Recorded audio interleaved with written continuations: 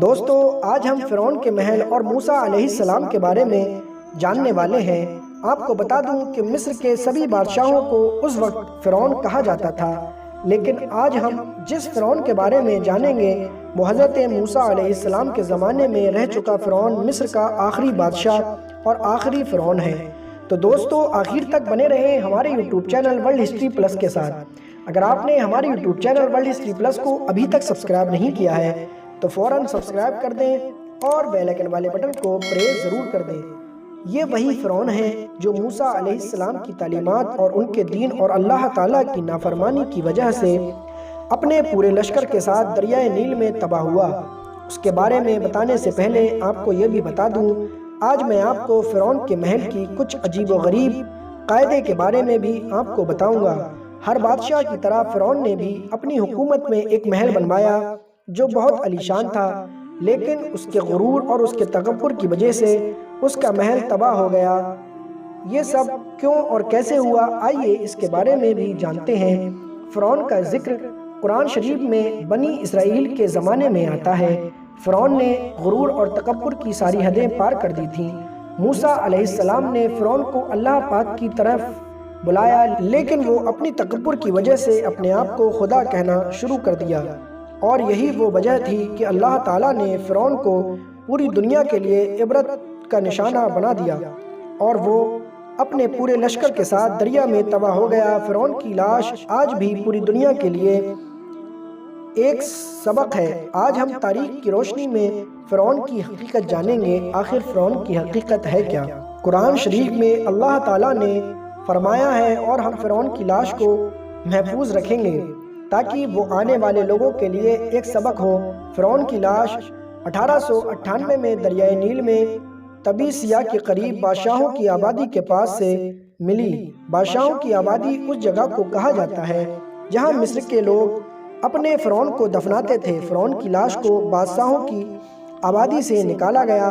1907 میں جب professor elite Smith نے جب اس کے جسم پر ریسرچ کی تو اس کے جسم پر بہت نمک جمی ہوئی تھی، جس سے یہ پتہ چل رہا تھا کہ ایک لمبے وقت تک یہ کھارے پانی میں رہا اور اس کی لاش دریائے نیل میں محفوظ رہی۔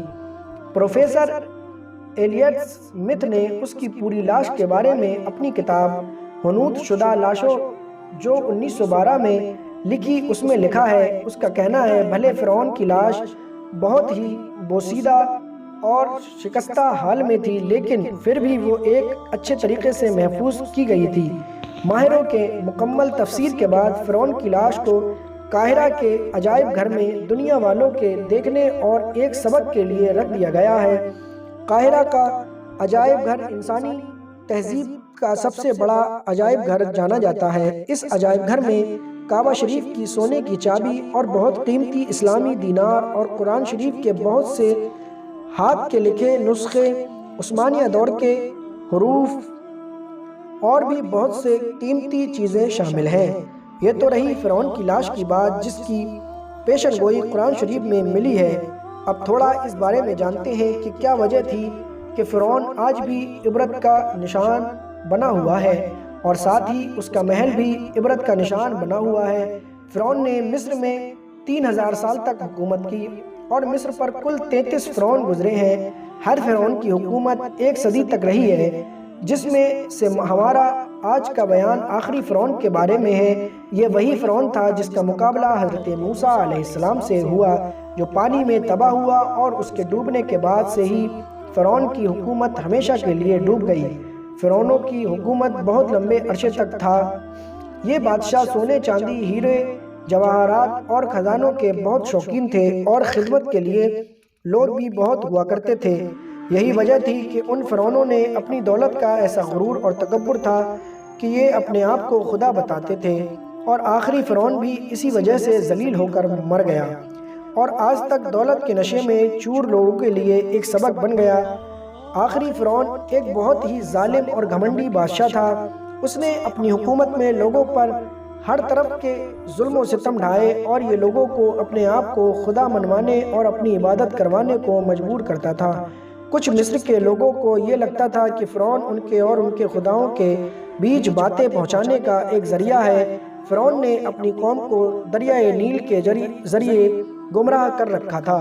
جب دریائے نیل اپنی پوری طاقت کے ساتھ لہریں مارتا تو فرعون عام لوگوں میں یہ اعلان کروا دیتا کہ دریائے نیل کو فرعون نے تمہارے لیے پرجوش کر دیا ہے، لہٰذا اب تم فرعون کو سجدہ کرو۔ تو لوگ جہالت کی وجہ سے یہ گناہ کرتے۔ ایک سال ایسا آیا کہ دریائے نیل کا پانی بہت کم ہو گیا اور اللہ تعالیٰ نے اسے لہریں مارنے کی اجازت نہ دی، سوکھا پڑ گیا۔ وہاں کے لوگ اور ان کے جانوروں کی بھوک پیاس کے حالات خراب ہونے لگی۔ اس کے بعد پوری قوم فرعون کے پاس گئی اور کہنے لگی، اگر تم ہمارے خدا ہو تو ہم پر رحم کرو اور دریائے نیل کو پھر سے ہمارے لیے بھر دو۔ فرعون اس کے بعد سوچ میں پڑ گیا۔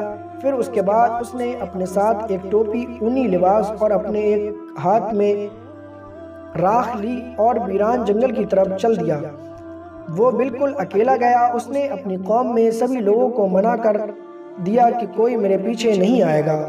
وہ اس جنگل کی طرف گیا اور وہاں پہنچ کر اس نے اپنا شاہی لباس اتارا، تاج اتارا اور اونی لباس اور ٹوپی پہن کر اس راکھ کو اپنے چہرے پر مل لیا اور زمین پر لوٹ پوٹ ہونے لگا۔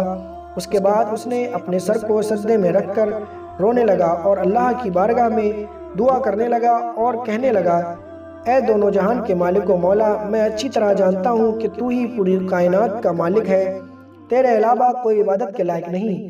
میں جھوٹا ہوں، میں نے تیری نافرمانی کی ہے۔ میں آج تک اپنی قوم سے اپنے آپ کو خدا کہلواتا رہا ہوں، لیکن اصلی مالک تو ہی ہے۔ میں تیری نافرمانی میں اتنا آگے بڑھ گیا کہ خود کو تیری جگہ سمجھنے لگا۔ اے خدا، تو ہی اول اور تو ہی آخر ہے، میں تجھ سے توبہ کرتا ہوں۔ اے خدا، تو میری توبہ قبول کر لے اور مجھے میری قوم میں رسوا مت کر۔ اس کے بعد اللہ تعالیٰ نے فرعون کی دعا فوراً قبول کر لی اور دریائے نیل کو ایک بار پھر سے بھر دیا، اور دریائے نیل کو یہ بھی حکم دیا کہ فرعون جہاں جہاں جاتا ہے اس کے ساتھ تو بھی چل۔ اس کے بعد فرعون جیسے جیسے آگے بڑھتا رہا، دریائے نیل اس کے ساتھ ساتھ چلتا رہا۔ فرعون اسی حالات میں اپنی قوم میں گیا، اس کے کپڑے بھی دریائے نیل کی پانی سے بھیگے جا رہے تھے اور لوگ اپنے آستینوں کو پانی اور کیچڑ میں ڈبو کر ایک دوسرے کو مار رہے تھے۔ اسی وجہ سے مصر میں خوشی منانے کا آج تک یہی طریقہ ہے اور اس دن کو دریائے نیل کی طغیانی کا دن بھی کہتے ہیں۔ یہ اس شخص کے توبہ کی مقبولیت تھی جو اللہ تعالیٰ کا نافرمان تھا۔ اس کی توبہ ویسے ہی قبول کی گئی جیسے وہ چاہتا تھا اور اللہ تعالیٰ نے اس کے راز کو ظاہر نہیں کیا۔ لیکن اتنا کچھ ہونے کا باوجود کچھ وقت کے بعد فرعون پھر سے اپنے اسی گھمنڈ اور غرور میں آ گیا اور وہ پھر سے خدا ہونے کا دعویٰ کرنے لگا۔ فرعون کا محل بھی اس کی بدبختی کا نتیجہ نکلا۔ فرعون نے اپنے خاص وزیر حامان کو محل تعمیر کروانے کا حکم دیا۔ جیسے ہی حامان کو حکم ملا، اس نے محل بنوانے کے سامان کا انتظام کرنا شروع کر دیا۔ فرعون کی محل کے لیے پوری دنیا سے ہر طرح کے ماہر کاریگروں کو بلایا گیا تھا۔ کہا جاتا ہے کہ کاریگروں کے علاوہ صرف مزدوروں کی تعداد کی بات کی جائے تو ان کی تعداد 50,000 کے لگ بھگ تھی۔ اس محل کی تعمیر بہت ہی مہارت سے کی گئی تھی۔ 7 سال کے بعد محل کی تعمیر پوری ہو گئی۔ حیرت کی بات یہ ہے کہ اس محل کی بلندی اتنی زیادہ تھی کہ جب یہ دنیا قائم ہوئی اس محل کی اونچائی کی مثال نہیں ملی۔ یہ محل فرعون کی خواہش کے مطابق بنایا گیا تھا۔ اس محل کی خفیہ راز اور بھی بہت سی چیزیں اپنے آپ میں ایک مثال تھیں۔ جب محل بن کر تیار ہو گیا تو فرعون اپنے گھمنڈ میں آ کر حضرت موسیٰ علیہ السلام سے گستاخی کی۔ موسیٰ علیہ السلام کو یہ سب کچھ ناگوار گزرا۔ اللہ تعالیٰ نے موسیٰ علیہ السلام پر وحی نازل کی، فرمایا، اے موسیٰ، آپ اس بدبخت کو اپنے ذہن سے نکال دیں اور اس کے بارے میں نہ سوچیں، میں اس کے محل کو ایک لمحے میں برباد کر دوں گا۔ پھر ایک دن فرعون اور اس کے ساتھی محل کے سب سے اونچائی پہ چڑھ کر آسمان کی طرف تیر چلانے لگے۔ ان کا سوچنا تھا کہ وہ موسیٰ علیہ السلام اور ان کے فرشتوں کو مار رہے ہیں۔ ان لوگوں نے آسمان کی طرف تیر چلائی۔ جب تیر واپس آیا تو ان میں خون لگے ہوئے تھے۔ فرعون اور اس کے ساتھی خوشی سے کہنے لگے، ہم نے موسیٰ علیہ السلام کے خدا کو معاذ اللہ قتل کر دیا ہے۔ یہ فرعون کی بدبختی کا آخری وقت تھا۔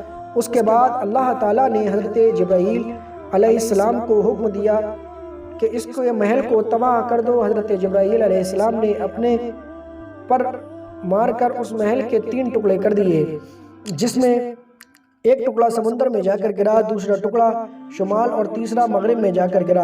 ایک روایت میں یہ بھی آیا ہے کہ ایک ٹکڑا فرعون کی لشکر کے اوپر جا کر گرا، جس کے نیچے دب کر لاکھوں فرعونی مر گئے۔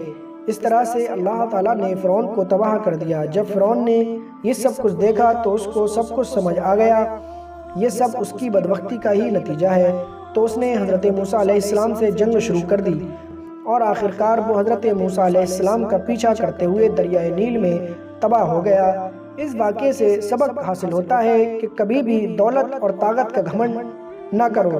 سب کا مالک اللہ ہے، وہ جسے چاہے دولت دے، جسے چاہے عزت دے اور جسے چاہے ذلت۔